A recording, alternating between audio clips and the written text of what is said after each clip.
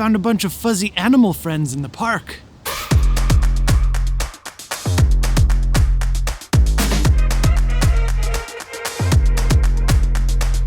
What is up, people? Dunna here, and today we're going to be taking a look at what I like to call mini mics. And all of the options that we're going to be looking at today are under $100, so they won't break the bank either. If you're someone who's just starting out with YouTube, vlogging, TikTok, whatever it happens to be, you're going to want to stick around and check these out. Now, while there are a lot of options in this category, I have 5 to show you today. Some of them have been around for a little bit, and some of them are newer. We've got the classic Rode VideoMicro, which is a favorite for a lot of people. We've got the brand new Deity D4 Mini. From Sennheiser, we've got the MKE200. Also from Deity, we've got the D4 Duo. And finally, from a company I've never talked about on my channel before, from Movo, we've got the DoubleMic. So here's what we're gonna do in this video. First of all, we're gonna talk about this type of mic and why you might wanna use it. Then I'm gonna go over the functions and features of each of these microphones because they're all just a little bit different. Of course, we'll get to some audio quality comparisons so you can hear how these microphones perform. And closer to the end, I'll give you my recommendation on what I think might be a great choice for you if you're looking for a mic like this. And at any point, if you want more information, there will be links to all these mics down in the description. And I mean, if you're heading down there anyway, you might as well just tap that little like button.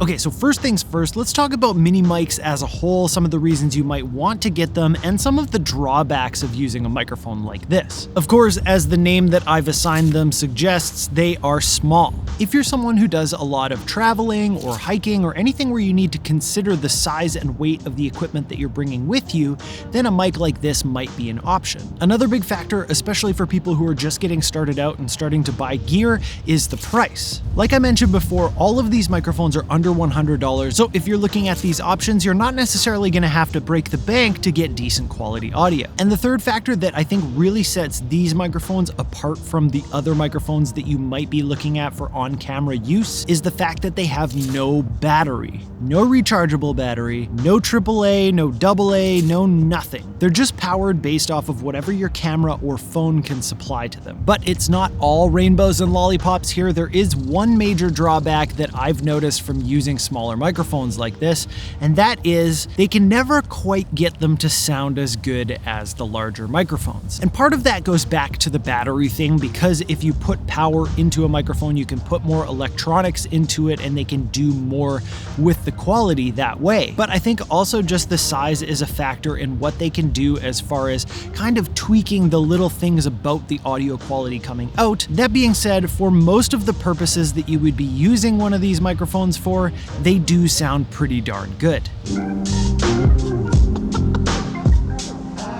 All right, let's talk about some of the features and differences between all of these microphones. Starting off with the Rode VideoMicro. It's $60. There's a $70 version that comes with an extra cable that works with mobile. It's got its own little Rycote shock mount. It comes with the windscreen, and that's pretty much it. I've had this one for a couple of years now, and it served me great when I needed it. Couple of little notes. The Rycote shock mount does start to sag a little bit, but if you take the cable and you plug it in to these little kind of crevices in the shock mount itself, then it will stay upright a little bit better. So if you have this microphone and you're struggling with that, there's already kind of a fix built into it. The other thing is that the windscreen is a little bit tough to work with. If you just kind of slip it on, it's not actually on. You have to like pull it until it's over a bit of a groove there, and now it's on tight. And then the only other thing is that the cable comes out the back, so if you have it on top of your camera and you want to put your eye up to the viewfinder, that might hit you in the head.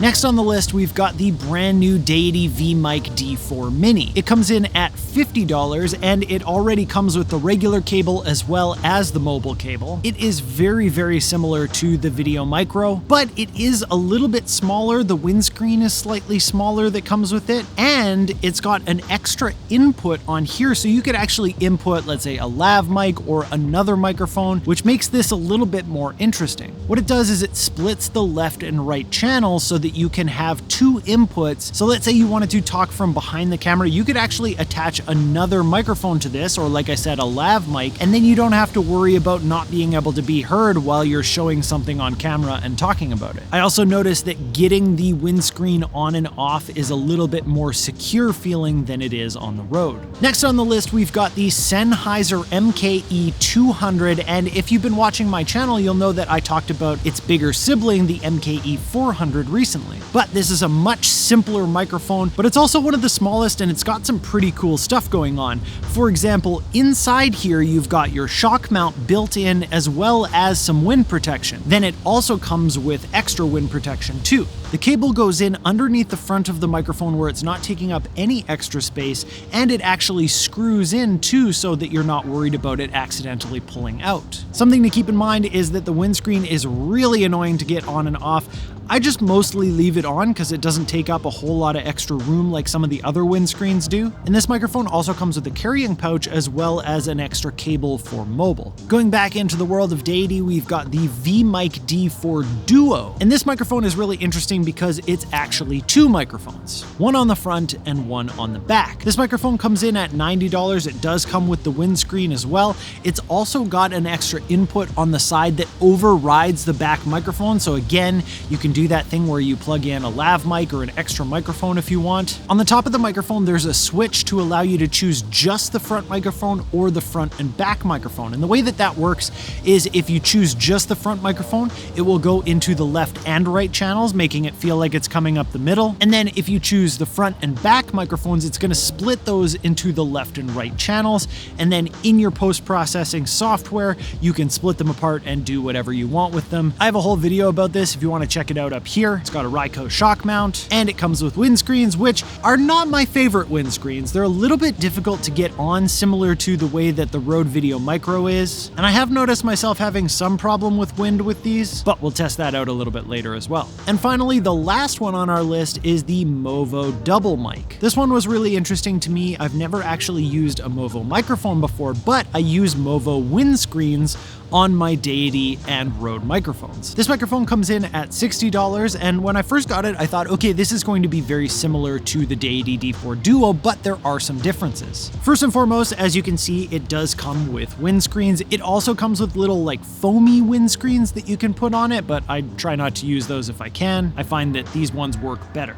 Also, the little thumb hat. Like the Deity D4 Duo, this has a front and rear microphone. The cable is permanently attached, which is interesting. I'm still trying to figure out whether I like that or not. I don't often disconnect the cables, but I think I like having the option. But one thing that's really interesting, it only ships obviously with the one cable, but there's a switch on top of the microphone that allows you to switch it between mobile mode or DSLR camera mode. So without having to have an extra cable lying around, which I honestly just like lose those mobile cables most of the time, you could switch between the two modes without having to switch the cable. There is also a headphone output, which is kind of nice because if you have a camera that doesn't have a headphone output, you can actually monitor your audio before it gets to the camera. And on the top of the microphone, we've got a three-way switch, so you can change it between just the front microphone, just the rear microphone, or both. Now, the big difference between this one and the Deity D4 Duo, when you do switch it to front and rear, it's not splitting between the two channels. It's not going between left and right. It's summing both the front and rear microphone onto both channels, which I think is a big mistake. Now, we'll hear the audio samples later, and I'll try and describe why I think it's a mistake, but the biggest thing is the fact that you don't have control over each microphone separately. When you sum them together like that, you're always dealing with both. The Movo DoubleMic also comes with this little hard carrying case, which is kind of cool, but it doesn't actually fit the microphone if the microphone is all built up. The other thing that I'm interested in is to see how these windscreens perform, because they're a lot smaller than any of the other ones on the other microphones, and it seems like the wind is going to oblige for my tests today. All right, let's do some audio quality tests. I'm gonna do them all like this in the hot shoe of the camera, kind of in a vlogging situation about an arm's length away. I think that's just the most practical way to test all of these microphones, since that's the way that you're going to be using them. Because some of the microphones have different features, I'll be testing them slightly differently. And something that I've never really done before is I'm going to show you unprocessed and processed versions of the different microphones. And I'm gonna do that by running it through the new Era 6 bundle from Accusonus. They've added a lot of things to the newest version of it, with like an audio cleanup assistant, a debreather. But what we're gonna be doing today is I'm just gonna be throwing an automatic EQ on it. So it's gonna automatically analyze the audio and then EQ it so you can hear what it might sound like after you process it. If you wanna check out the Era 6 bundle, there's a link in the description for you. All right, let's get to the tests. Tell me what you want, what you really, really want. I really, really, really want a zigzag ah. Tell me what you want, what you really, really want. I really, really, really want a zigzag ah. Tell me what you want, what you really, really want. I really, really, really want a zigzag ah. Tell me what you want, what you really, really want. I really, really, really want a zigzag ah. Tell me what you want, what you really, really want. I really, really, really want a zigzag ah. Tell me what you want, what you really, really want. I really, really, really want a zigzag ah. Tell me what you want, what you really, really want. I really, really, really want a zigzag ah. Tell me what you want, what you really, really want. I really, really, really want a zigzag ah. Tell me what you want, what you really, really want. I really, really, really want a zigzag ah. Tell me what you want, what you really, really want. Tell me what you want, what you really, really want. Tell me what you want, what you really, really want. Tell me what you want, what you really, really want. Tell me what you want, what you really, really want. Tell me what you want, what you really, really want. Tell me what you want, what you really, really want. Tell me what you want, what you really, really want. Tell me what you want, what you really, really want. Now that we've heard the tests and we know what they sound like, I'm gonna let you know kind of what my conclusions are, as well as my other findings in just kind of using these microphones, and give you what I think is my recommendation if you're looking for a mini mic. First off, in audio quality, I thought the Rode VideoMicro and the Deity D4 Mini sounded pretty darn close. The Rode VideoMicro was a little bit brighter, but they both did a great job. I did notice that the Rode let in a little bit less sound from the back of the microphone than the Deity did, but that's gonna come back in a second here. The D4 Duo sounded great on both microphones. It was a little bit brighter than the D4 Mini again. And even when I was just using the front microphone, I noticed that I was getting a little bit more of the sound coming from around the mic as well. So it's maybe a little bit less directional than the D4 Mini. And I did notice that the windscreens on the D4 Duo didn't quite stand up as well as the bigger one that you see on things like the D4 Mini. The Sennheiser sounded pretty thin and unfortunately was probably my least favorite in the audio quality department. And the Movo DoubleMic was unfortunately kind of full of problems. The volume of the two microphones was way different, so you'd have to constantly be changing what your volume was on the back of your camera. And then of course, when you put it into that front and rear mode, it sums them together, and depending on your situation, you're gonna get all sorts of different phasing problems. What that means is that if you're speaking into the front of the mic, your voice might be bouncing off the wall behind it and hitting that back microphone, and they kind of end up canceling each other out. So depending on the situation that you're in, your sound is constantly changing. I did try the DoubleMic in a couple of different situations in that front and rear mode, and it was just a real problem to work with. So which one do I recommend? Well, I think we can get rid of the Movo DoubleMic and the Sennheiser based on the fact that the Movo's got a bunch of problems. The Sennheiser I just really didn't think sounded that good, like its bigger sibling, the 400. The D4 Duo does pretty good, especially if you're someone who talks into the back of the camera a lot. You just want to be careful of wind when you're using the D4 Duo, as well as, like I said, it kind of seemed to capture a little bit more of the sound around the microphone as well. So then we were down to two, and my top choice of the bunch is the Deity D4 Mini at $50 with that extra input if you want it. It sounds great. It's a little bit smaller than the Rode VideoMicro. And earlier I said that the Rode VideoMicro blocked out better from the back of the microphone.